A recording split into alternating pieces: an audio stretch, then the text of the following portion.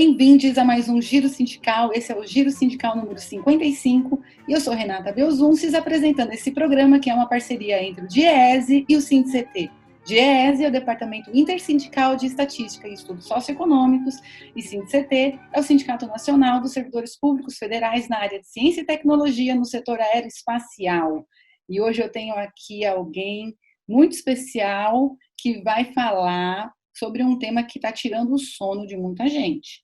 Está tirando o sono de muita gente pagar a conta de energia elétrica. Segundo os dados do INPC, que é o Índice Nacional de Preços ao Consumidor, monitorados pelo IBGE, no último ano, o preço da energia elétrica subiu 14%, só no último ano, e pesa no bolso do consumidor cerca de 5% de todos os gastos que são feitos pelas famílias. Ou seja, se uma família ganha 100, 5 está sendo destinado para o pagamento de energia elétrica. É muita coisa. E eu tenho aqui para falar sobre isso o Carlos Alberto Alves. Carlinhos. Tudo bem, Carlinhos? Olá, Renata, tudo bem? É um prazer imenso estar aqui no Giro Sindical, falar com você, falar com todos aqueles que nos assistem e falar de um tema tão atual e tão relevante, principalmente para a questão do bolso das pessoas, mas também para fomento de desenvolvimento, para crescimento do país, e isso de um serviço essencial à população. É um prazer imenso e, em nome da direção do Sinergia CUT, eu quero trazer aqui um abraço muito fraterno a você e a todos e todas que estão aqui nos assistindo nesse momento. O Carlos Alberto Alves, ele preside atualmente o Sinergia, que é o Sindicato dos Energéticos do Estado de São Paulo. Antes da gente entrar nesse tema propriamente dito, que eu coloquei aqui na introdução, e ele complementou muito bem com as questões, olha, vamos tratar de soberania, vamos tratar de desenvolvimento, mas antes, explica pra gente o que é o Sinergia CUT? Renato, o Sinergia CUT nós criamos em 97 e é um sonho bastante antigo, vamos dizer, para a questão da organização dos trabalhadores. O movimento sindical, não só nós do Sinergia, mas o movimento sindical como um todo, já se deu conta que a atual forma de organizar os trabalhadores não dão conta das demandas mais, das necessidades dos trabalhadores e da forma como os processos de trabalho se evoluíram e como o capital se apoderou dele. Portanto, com a privatização aqui em São Paulo, em 96, das empresas de energia elétrica, se fazia necessário a gente unir forças para poder fazer um enfrentamento pós-privatização, caso a gente não conseguisse barrar o processo de privatização. E foi quando a gente uniu o Sindicato de Campinas, o Sindicato Solidário de Campinas e o Sindicato dos Gasistas para poder criar o Sinergia.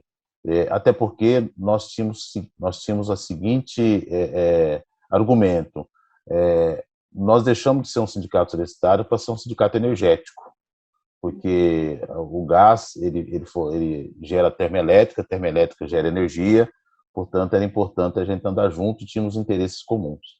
E a partir daí, nós, através de debate, bastante diálogo, de conversa com os trabalhadores, nós somos adeptos à liberdade e autonomia sindical, portanto, são os trabalhadores que têm que decidir em qual sindicato vai filiar, como filiar, né, e quanto vai pagar. E a partir daí, hoje nós estamos com 7 sindicatos fazendo parte desse projeto, né? Então, o Sindicato de Campinas, o Sindicato Solidário de Campinas, que é o Sinergia Campinas, é o Sinergia Gasista, o Sinergia Araraquara, o Sinergia Mococa, o Sinergia Litoral, que pega todo o litoral ali na região de Itanhaém, Guarujá, o Sinergia Presidente Prudente, que pega toda aquela região de Presidente Prudente, e o Sinergia São José do Rio Preto. E então, esse pessoal, essas entidades sindicais, fazem parte do projeto do Sinergia CUT. Inovador e pode inspirar aqui muita gente também a abrir a caixinha de ferramentas para pensar e repensar a organização sindical. Por isso que eu fiz muita questão de você explicar esse projeto para que esse registro seja feito aqui no Giro. Vamos para as perguntas? Deixa eu te Vamos lá. perguntar uma coisa. Por que que a energia elétrica está tão cara? Eu sei que não é porque os trabalhadores estão ganhando muito. Eu imagino bem isso. Então, por que o preço da energia subiu tanto no último período? Olha, Renata, no começo do programa, quando nós estávamos preparando, você estava me passando a pauta, a gente começou, você me disse que eu poderia ficar bastante à vontade para poder responder as perguntas, e eu vou já começando a utilizar desse fica à vontade, né, para poder responder isso. A primeira coisa é que a energia no Brasil, ela deixou de ser um produto essencial à população. Ela passou a ser tratada como commodities. Essa começa, porque são várias variantes, porque o preço da energia está onde está, como está, e vai ficar muito mais caro ainda. Então, a primeira coisa é essa. Não existe no país atualmente uma política energética que trata a energia como um bem essencial público. Energia é um serviço público e essencial à vida e ao desenvolvimento da sociedade, fomenta o desenvolvimento, né? Exemplo, luz para todos e tantas outras coisas, né? As pessoas chegar em casa e apertar o interruptor, né? E as indústrias, enfim, né? E, e aí, como ela está sendo tratada como commodity, entra um outro fator. Uhum. Ela foi para a mão de rentistas. O processo de privatização do setor de energia elétrica no país, ele não foi para ampliar o setor. As empresas chegaram para tomar posse daquilo que já estava colocado e teve altos financiamentos para manter isso que estava colocado. Não chegaram aqui para levar energia para a casa do Sr. José, do Sr. Joaquim, para aquela ilha que estava sem energia. Quem teve que fazer isso foi o governo federal com dinheiro público, novamente, não foi com dinheiro das empresas privadas. E aí, ao ser os acionistas dessas empresas, eles chegaram, eles são rentistas, não são mais pessoas que estão do setor efetivamente. São poucos que são do setor. Exemplo, o apagão do Amapá. Teve um apagão no Amapá de 22 dias. Quando você vai procurar o dono da empresa, não existe um dono da empresa, um proprietário, um responsável pela empresa efetivamente, né, lá no Amapá. Tem um escritório no Rio de Janeiro e demorou algumas horas para localizar e saber que o cara, né, que efetivamente quem dava o controle da empresa estava fora do país. Isso é um absurdo para você tratar um serviço essencial. E rentista é rentista, sabe? Não vamos fazer a discussão aqui de capitalista e não capitalista. Rentista é rentista, ou seja, ele faz um investimento e quer ter o lucro efetivo daquilo que ele faz o investimento. Então, você vê hoje, Renata, bastante acionista de empresas de energia elétrica, fundo de pensões esparramado pelo mundo. Está sobrando dinheiro desse fundo de pensões, ele vem aqui e compra energia, porque aqui no Brasil, a energia é sétima, oitava em termos de ranking mais rentável, de setores mais rentáveis que tem. Então, essa é a primeira questão.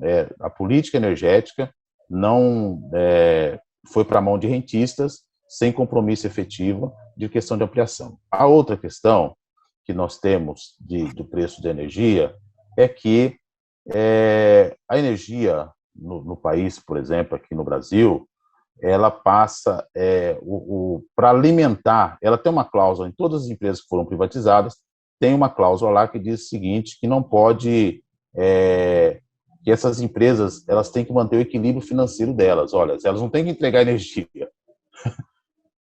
Antes de entregar energia, tem uma cláusula, ó, tem que manter o equilíbrio econômico financeiro. Ou seja, seria a mesma coisa de vender uma empresa dessa, dar um cheque especial para ela, falar, toda hora que você entrar no cheque especial, eu vou fazer um reajuste de tarifa para cobrir teu cheque especial. Então, vamos tocar a vida. Né? E, diante disso, criou-se, com o fato dessa questão da privatização, uma agência reguladora que efetivamente não olha para essas questões mais amplas, né, para uma sociedade tão desigual, igual tem no Brasil, permitiu que o preço da energia chegasse onde chegou. E aí tem todas as outras questões. Por exemplo, hoje estamos falando aqui o que está no debate do momento. A crise hídrica. Não. Nós temos falta de água, efetivamente, na bacia do Paraná, efetivamente, mas não é esse o motivo efetivo da tarifa de energia estar tão cara e ficar mais cara. É um absurdo a gente ver, em plena pandemia, um reajuste de energia elétrica sendo uma bandeira de energia sendo reajustada com 52,4%, a bandeira vermelha. E veja bem, Renata, essa discussão da bandeira tarifária, que foi criada lá em 2015, na verdade, ela foi criada para antecipar a grana para as distribuidoras de energia elétrica. Então, olha, todas as vezes, porque antes como funcionava? Você tinha qualquer descontrole de geração e consumo, o consumo era maior do que a geração, ou podia estar uma previsão do consumo ser maior do que a geração, você criou as bandeiras no sentido de penalizar o consumidor, para ele entender o seguinte: você não pode consumir muito porque nós estamos com problema de falta de água. Porque quando falta água, você coloca térmicas para funcionar, a energia gerada por térmica, que é carvão, óleo e gás natural, ela é muito mais cara. Só para você ter uma ideia, hoje nós temos térmicas gerando a R$6.000 o megawatts. O preço de energia no mercado hoje está em torno de 250, 300 megawatts. Hoje, que é o PLD, que é o preço líquido de diferença, que é o preço estipulado para o megawatt de energia elétrica. Tem termoelétrica gerando a 6.000, em média 1.500. Olha só o quanto que o consumidor está pagando a mais. A quantidade de termoelétrica que está sendo gerada, que foram colocadas no sistema de energia elétrica nesse momento, para fazer frente à demanda do consumo, por conta dessa questão de não ter água nos reservatórios. Então, essa é outra questão. O consumidor está pagando essa energia que está sendo gerada em preços 5, 6, 7, 10 vezes maiores do que aqueles que fossem gerados pela energia elétrica hídrica. E mais, diante a política energética do país faz com que os consumidores paguem geração de termoelétrica para elas ficarem paradas, para elas ficarem em stand-by, para se precisar, gera. Bom, e o que faz, por que nós chegamos nesse ponto das termoelétricas estarem a todo vapor, operando hoje com o valor do megawatt tão caro? Tão caro. É porque a energia hídrica foi utilizada, porque quando a gente fala de crise hídrica, Renata, nós temos uma crise hídrica, está faltando água, mas nós não podemos ligar a falta de água à falta de energia diretamente, porque houve uma má gestão dos reservatórios nos últimos anos. Isso foi agravado em 19 e 20. E foi feito, na nossa visão, o nosso sindicato defende, e nós estamos com vários professores que estudam o tema, com a universidade e outros que trouxe para nós subsídio necessário para que nós acumulássemos e chegasse à seguinte conclusão. Por que houve má gestão? Porque as empresas de energia elétrica privada, geradoras, em sua grande parte, gerou mais energia do que deveria gerar durante 19 e 20. Esse mecanismo também foi em anos anteriores a 19 e 20, mas vamos ficar em 19 e 20. Ao gerar mais energia do que deveria gerar, eles foram utilizando toda a reserva dos reservatórios. As empresas privadas que chegam aqui, as empresas multinacionais que chegam aqui, elas não estão preocupadas com o pequeno produtor que tem uso, porque a água do reservatório é uso múltiplo. Se você pegar, por exemplo, vamos falar aqui um lugar que grande parte dos brasileiros conhece aqui no Sudeste, Capitólio, que é os Lagos de Furnas. Isso é caro. Lá não se preocupa, quer dizer, agora, bom, mas Furna é estatal, por que secou lá? Porque fizeram Furnas gerar efetivamente para poder encher reservatórios de outras empresas, para que essas outras empresas que tivessem ao longo da cascata do rio pudesse fazer as suas gerações ao máximo possível, porque naquele momento o PLD, o preço do megawatts, já era muito alto. Então, com isso, com esse preço alto, as empresas privadas, geradoras de energia elétrica, que têm a sua base hídrica, gerou muito mais do que podia gerar. O que aconteceu? Acabou a gasolina do carro. O carro ficou sem gasolina. E agora o carro ficou sem gasolina, só que a falta de política energética trabalha com a seguinte lógica. Bom, nós estamos está faltando a gasolina do carro, está acabando, mas tem um posto a 80 quilômetros daqui, ou a 50 quilômetros, ou a 10 quilômetros daqui, que é o período de cheia, o período de seca, né, o período de seca que eles chamam, que nós chamamos, ele vai de maio a outubro, novembro. Então, a analogia que eu estou dizendo aqui, que o posto de gasolina a 10, 15, 20 quilômetros, é novembro. Só que agora estão dizendo o seguinte, olha, o posto de gasolina lá em novembro, o posto de gasolina a 10 quilômetros, que seria o período de chuvas que começa em novembro, o posto lá está dizendo que não vai ter gasolina quando a gente chegar lá. E aí, tudo isso, bom, com essa situação, qual é a única ferramenta que a ANEEL usou, que o governo está usando? Vamos fazer aquilo que a gente fez em 2001, vamos encarecer a energia. O máximo possível para quando a pessoa chegar em casa, ou na indústria, ou qualquer outro lugar, a padaria do São Joaquim, o armazém do São José, quando ele chega lá, ele começa a pensar o seguinte, eu acho que vou desligar a geladeira de noite. Eu acho que eu vou acender só um bico de luz. Ou seja, para que tenha a economia necessária para que a gente chegue no próximo posto de gasolina, que seria lá em janeiro, fevereiro, né, que viria o período chuvoso, ou intensificaria a chuva naquele período, para que a gente pudesse repor a gasolina nessa analogia que eu estou comparando a um carro sem gasolina e o posto de abastecimento. Então, aí a ANEEL foi lá e reajustou. E no começo do ano, a ANEEL fez o seguinte movimento, através de uma consulta pública, porque hoje nós temos a bandeira verde, que você não tem nenhum tipo de cobrança. A bandeira verde é quando os reservatórios estão tudo ok, tá usando pouca térmica. Bandeira amarela é quando o reservatório, olha, vamos começar a usar um pouquinho de térmica, porque para dar uma regulada no reservatório. Bandeira vermelha, olha, tá ruim, vamos usar mais térmica e menos hídrica. E bandeira vermelha 2, vamos usar o máximo possível de térmica, e porque nós não temos água, que é o caso que nós estamos aqui. Olha.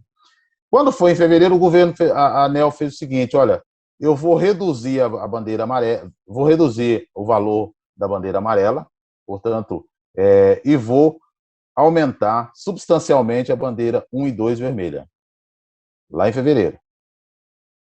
Aí, só que ela não contou para a sociedade que a sociedade iria viver os próximos 10 meses, 12 meses, no mínimo, em bandeira vermelha.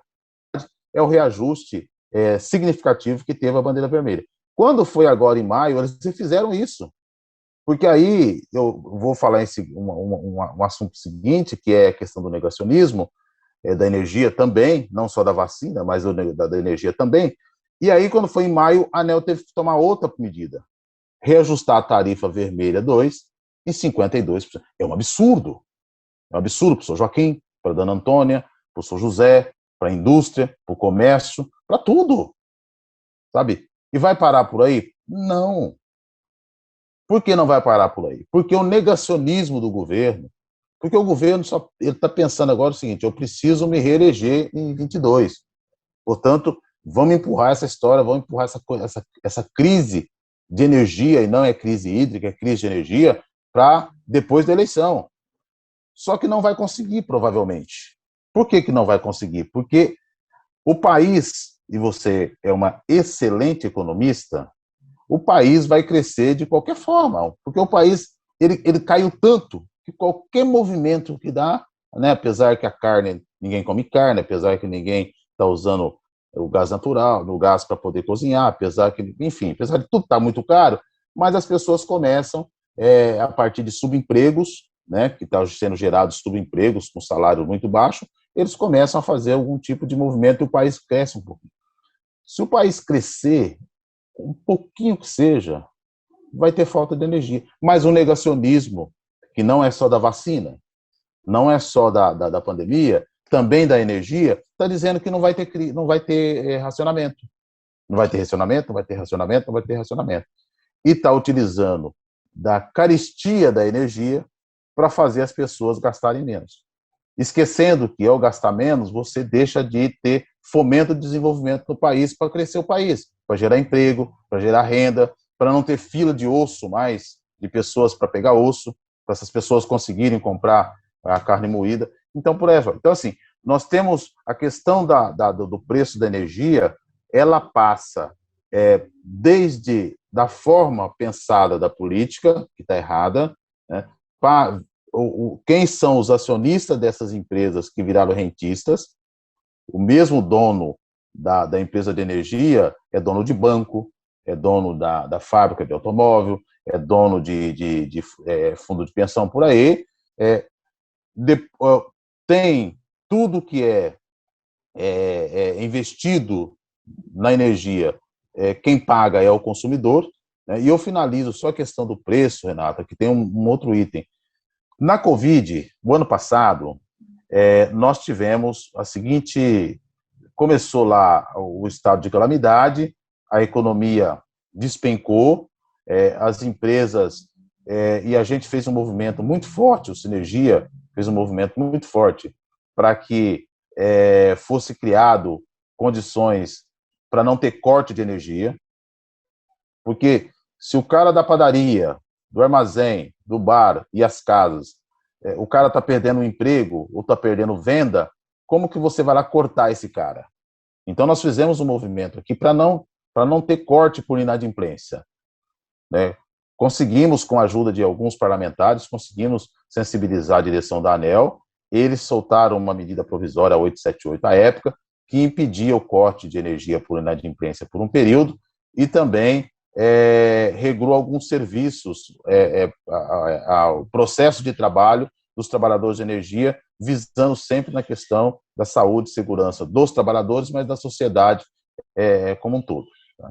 Quando foi em dia 1º de agosto do ano passado, essa medida provisória foi revogada, e a partir de então começou a valer tudo de novo, ou seja, porém, essas empresas, elas fizeram um pool de banco, criaram-se a conta Covid, um pool de banco emprestou para essas empresas 16 bilhões de reais para elas fazer frente à falta de fluxo de caixa que a pandemia gerou para elas.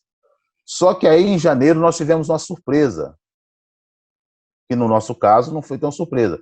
As empresas do setor de energia elétrica tiveram uma rentabilidade em seus balanços de 2020, algumas triplicou o seu lucro, ou seja, pegaram os 16 bilhões, com argumento que tinham levado para fazer frente a um possível prejuízo que tiveram por conta da pandemia, e apresentou, ao final do balanço delas, um lucro exorbitante. Então, assim, são coisas que fazem... E esse ano, agora de 2021, os consumidores do Brasil estão pagando, vão pagar por 5 anos, esses 16 bilhões que foram emprestados a essas empresas. Porque tudo que elas gastam vem para a conta de energia. Tudo. Então, eles estão lá. Então, a questão da conta Covid, a questão da tarifa, a questão da má gestão dos reservatórios e a falta de política energética para o país está trazendo para nós uma das piores crises energéticas dos últimos tempos no nosso país. E teremos, com certeza, ou quase com certeza, né, um possível racionamento, sim. Está tendo agora uma proposta do governo. O governo, quando entrou, acabou com o horário de verão. Né? Não vou entrar no mérito, as pessoas gostam, não gostam, mas acabou. E agora estão discutindo o seguinte: o Ministério de Minas e Energia vai botar o deslocamento do funcionamento da indústria para a gente não ter falta de energia na ponta de carga, que é das 17 às 22 horas. Carlinhos do Céu. Olha, a minha pergunta, ela foi aparentemente simples, mas é uma resposta tão complexa, não? Você começou a Ela é. responder a questão da energia, do preço da energia. Você mencionou, acho que três grandes grupos de coisas que são a privatização, a regulação do setor e a má gestão. Isso para explicar esse preço atual. E ainda acrescentaria a esses três mais um item que você levantou, trouxe aqui para nós por último, que é o negacionismo do governo frente à realidade, o que me parece que é uma coisa bastante recorrente, né? Serve para energia, serve para a Covid, serve para o machismo, serve para o racismo, serve para o desemprego. É impressionante a riqueza da sua resposta.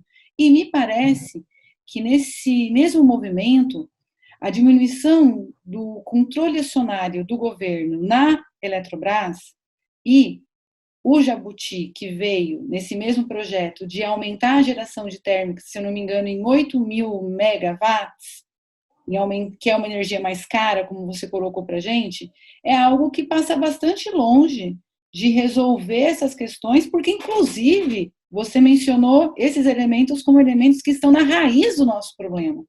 Então, comenta aqui um pouquinho com a gente a privatização da Eletrobras.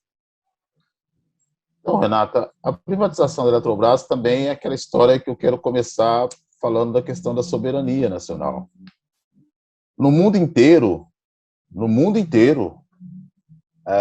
os governantes, eles têm a energia, a geração de energia hídrica, principalmente,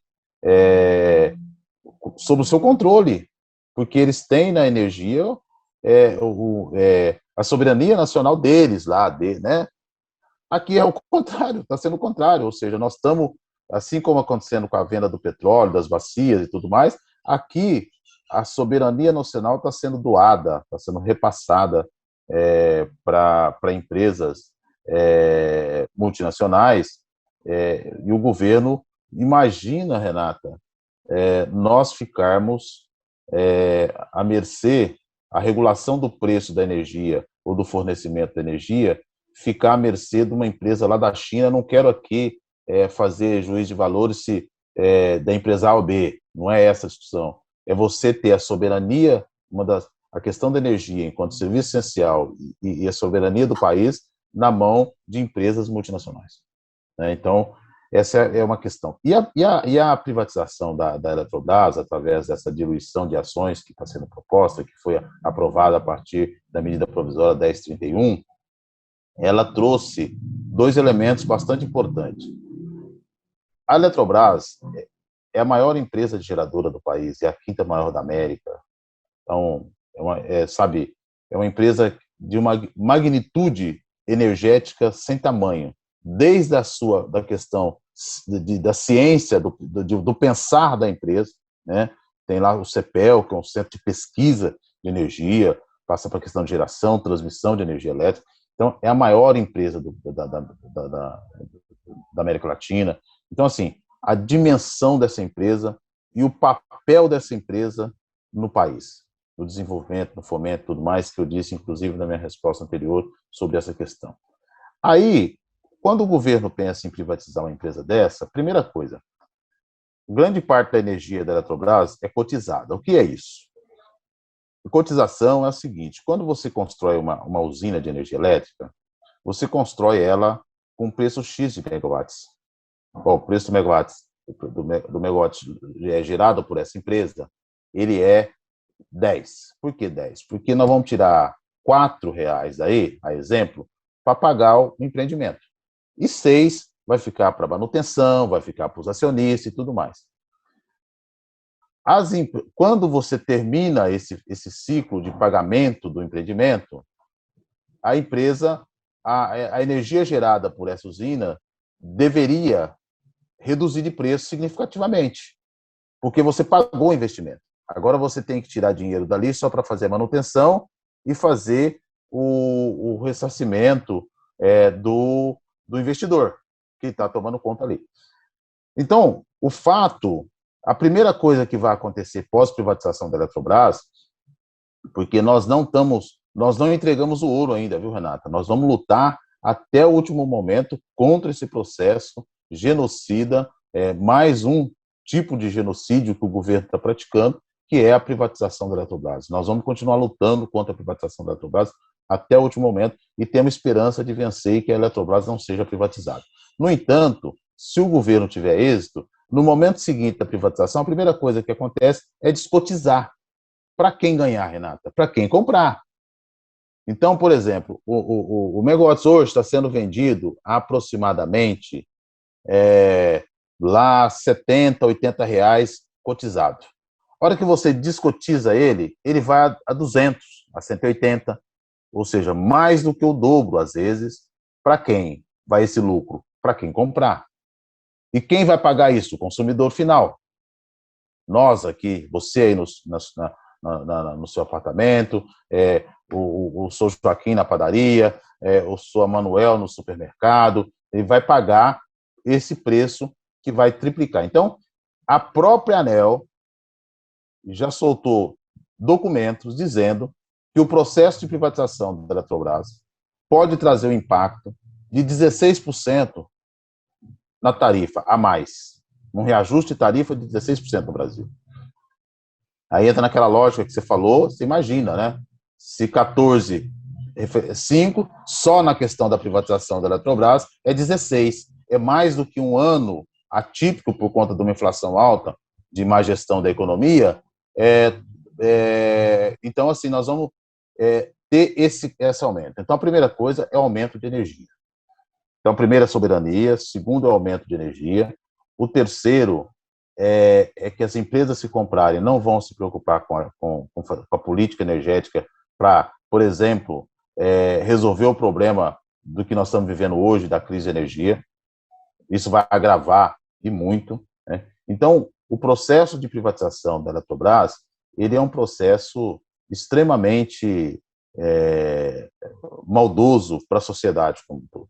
A sociedade vai pagar muito mais energia, muito mais cara a energia que já está cara, sabe? A gente já viveu aqui no Brasil em lagos, né, de usinas, que o dono da usina, o proprietário, o acionista daquela usina, entrou em confronto com pequenos e médios agricultores, com pessoas que usavam o lago para poder irrigar as suas plantações, né? Então, nós vamos viver isso aqui tudo no país, junto com tudo isso nós estamos vivendo. Então, o processo de privatização da Eletrobras é um processo extremamente maldoso. E, no momento, extremamente complicado do país, onde o país está passando por tantos outros problemas e que será agravado com o processo de privatização da Eletrobras. E aí, Renato, eu quero dar alguns exemplos assim que está sendo vendido, porque assim, eu defendo que as pessoas, quando vai fazer a defesa de uma... O parlamento nosso, o Congresso nosso, as pessoas estão lá para representar o povo. Portanto, todas as vezes que ele fizesse alguma coisa lá que viesse contra aquilo que eles deveriam fazer lá, eles deveriam responder por aquilo. E não financeiramente, porque grande parte do Congresso hoje é bilionário de deputados e senadores.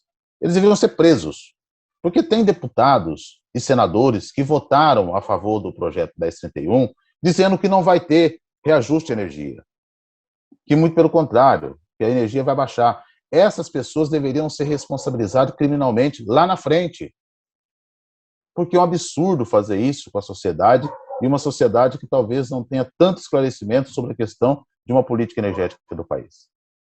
No estado de São Paulo. O estado de São Paulo foi um dos estados aqui no Brasil que primeiro privatizou o setor de energia, lá no final da década de 90. Interessante, Renata, que o gestor, aqui era o governo do PSDB, o Mário Covas era recém-eleito governador, né? E aí tinha qual que era o argumento que eles usavam aqui para poder privatizar as empresas de energia elétrica aqui em São Paulo? Usava o seguinte, olha, vamos vender a empresa porque a partir de agora, você, Renata, vai fazer parte da empresa também, você vai ser dono da empresa. E aparecia à época, não sei se é da sua época, aparecia uma pessoa, um taxista, saindo da Bolsa de Valores com papel e, olha, você agora você será também dono da empresa de energia elétrica. E nós vamos pegar esse dinheiro que nós vamos vender às empresas de energia elétrica e vamos investir em segurança, vamos investir em educação, vamos investir em saúde e vamos investir em setor público, para melhorar a sua vida, Renata. Esse foi o argumento do PSDB aqui em São Paulo. Nós não temos educação, nós não temos transporte, nós não temos saúde e nós não temos segurança pública. E as empresas não existem mais. E o consumidor está pagando energia muito mais cara e não tem acesso à energia. Vou dar um exemplo claro, Renata, aqui. A usina de Ilha Solteira, ela tem esse nome porque lá ao construir a usina, na jusante da usina ficou uma ilha lá com vários moradores, né? Se não me engano, a usina é de 68, né? 1968, parece que foi a inauguração lá, 69, também fugindo a memória aqui agora. E ficou essa ilha lá, com alguns moradores, tem um ranchinho lá, São José é pescador.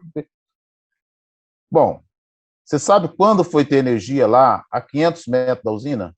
Com luz para todos, implementado pelo Lula em 2002, 2003, 2004.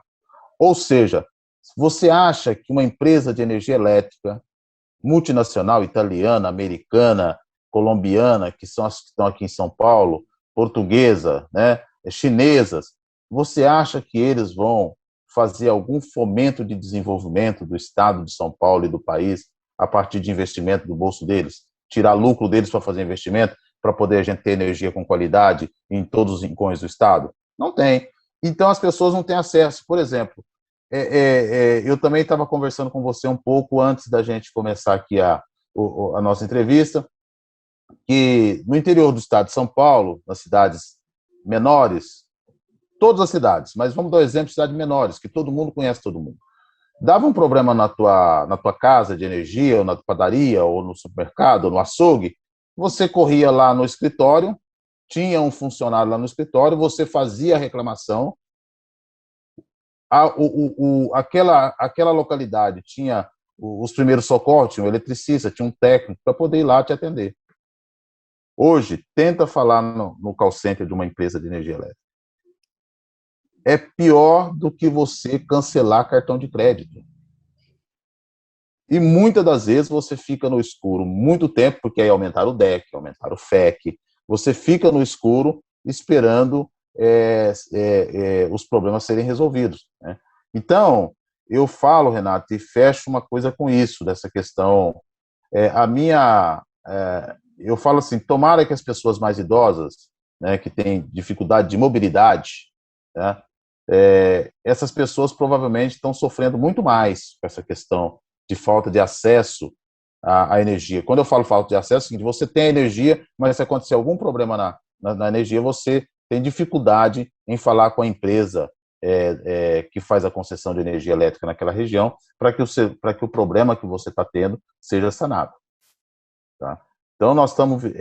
Isso vai ser transferido nacionalmente quando a gente privatizar, quando o governo privatizar a Eletrobras.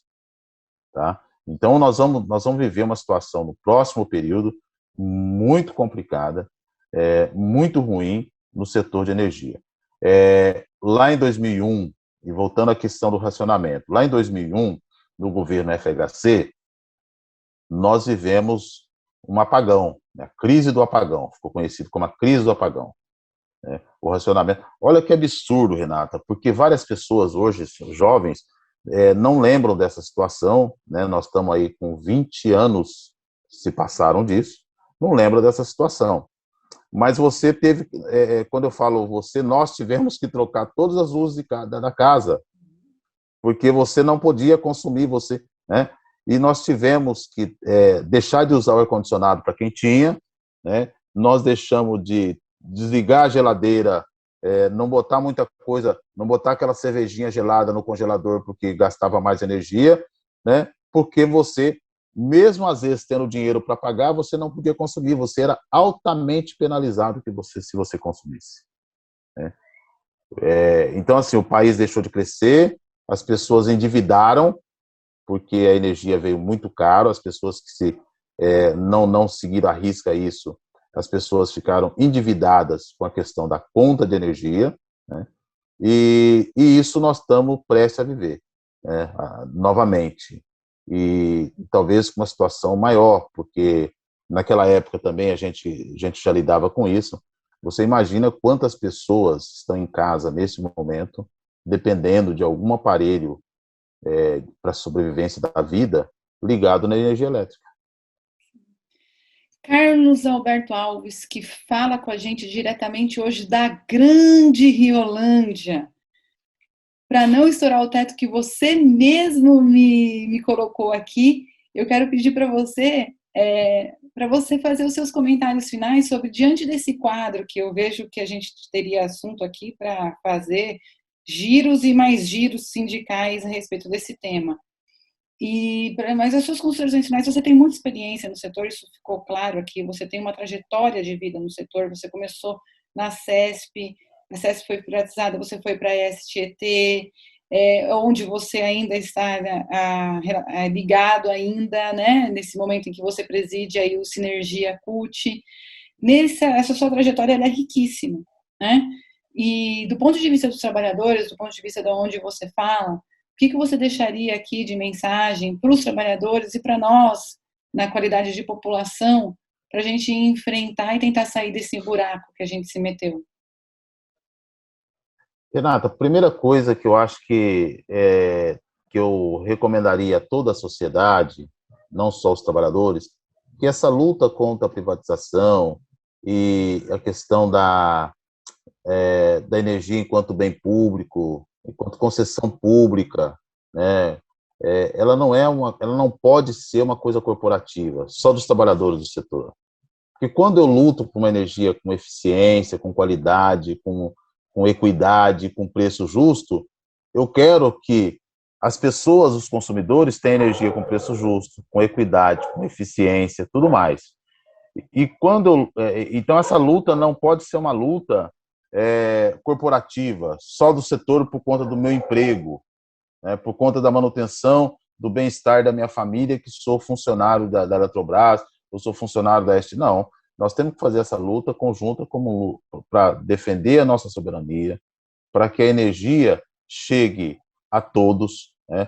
Então, é uma luta coletiva da sociedade como um todo, para que o grande empresário, olha aqui, Renata, para que o grande empresário possa, através de um preço justo de energia, né, ele possa gerar mais empregos, para que a gente possa ter pauta de reivindicações nas discussões salariais e de condições de trabalho melhores, através de preço justo da energia.